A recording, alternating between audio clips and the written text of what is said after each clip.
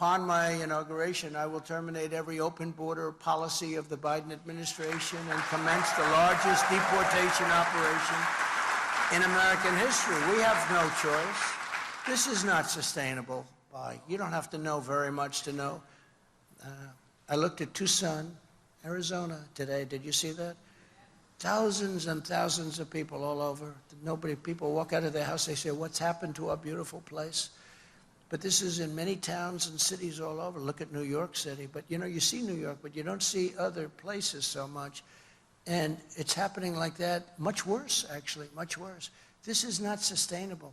No country can sustain it or financially can sustain it. Nobody could possibly sustain something like this. And they're putting young children into schools who don't speak any English, and they're in school. Nobody is there to teach them. They're sitting in class. They don't understand anything that's going on in the school. It's a horrible situation, and it would have never happened in a year. We had the strongest border in history. Now we have the worst border in the history of the world. There's never been a third world country that had a border like this, ever. There's never been anything like it. We built nearly 500 miles of border wall. They like to say we built 57 miles. No, we built over 500. In fact, if you look at the various government statistics, we did a great job. And I had to fight Paul Ryan. I call him Paul Rhino.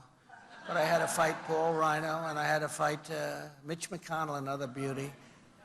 And I ended up taking the money out of the military. I said, it's an invasion, I'm sorry. And we built 500 miles of wall, which is what it is. It's an invasion. And then was ready to do another. We had already the wall built, and we were going to add another 200.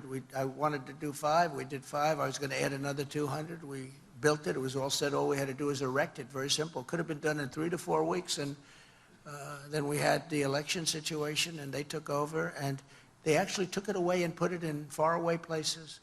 And Texas wanted to buy it and put it up, and they wouldn't sell it to them. And Arizona wanted to buy it and put it up, and they wouldn't sell it to them. But we got Mexico to give us 28,000 soldiers free of charge. That was an amazing thing. I went to the State Department. I said, Mexico has to do this. They have to do this. And they said, they'll never do it, sir. I said, yes, they will, 100%. And we had a little negotiation with Mexico. And I said to them, listen, if you don't do it, they said, no, we're not going to do it under any circumstances. And I happen to like the president of Mexico, even though he's a socialist, but you can't have everything, right? I like him. He's a good man, but he's a little different than my way of thinking. And I said, no, you're going to do it. And I met with their top representative, and he sort of laughed at me when I said, you're going to give us 28,000 soldiers free of charge. And he said, no, we're not going to do that. I said, here's the story. I have in front of me a piece of paper, and the paper says very strongly that on Monday morning at 7 o'clock, you're going to be charged 25% tariffs on all of the cars that you're sending into the United States. They took 32% of our automobile business prior to us getting there, 32%. They send millions of cars in.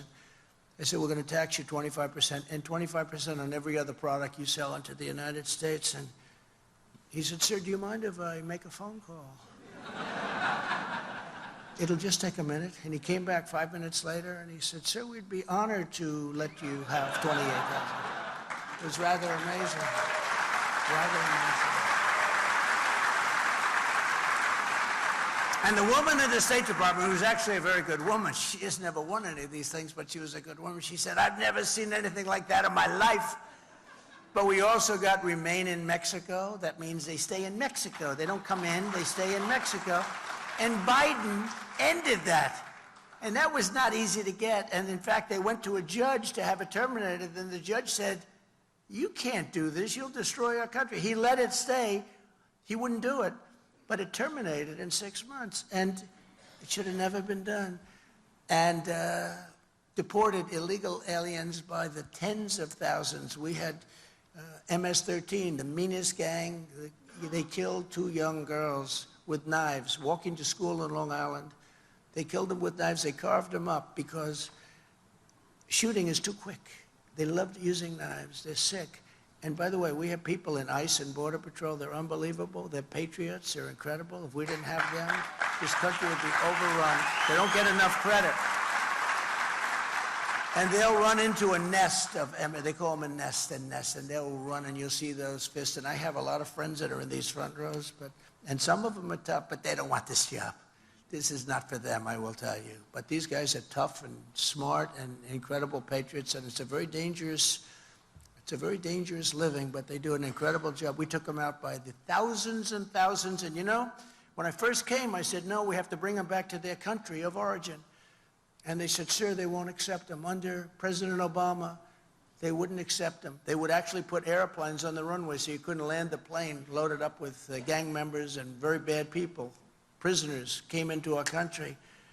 And I said, how much money do we give these countries? Sir, $750 million a year. That's a lot.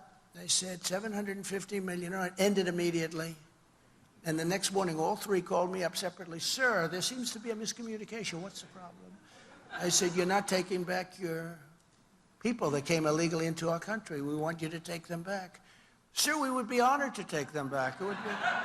We would love to have MS-13 back in our country, sir. Sir, when will the payments start? It's amazing. I mean, we just don't use the powers that we have. We have tremendous economic powers that we don't use. That includes with China. We took in more money with China than anybody. Nobody has ever even come close. We took in hundreds of billions of dollars with China. They were dumping steel, ruining our steel industry. They were doing things that we shouldn't have done.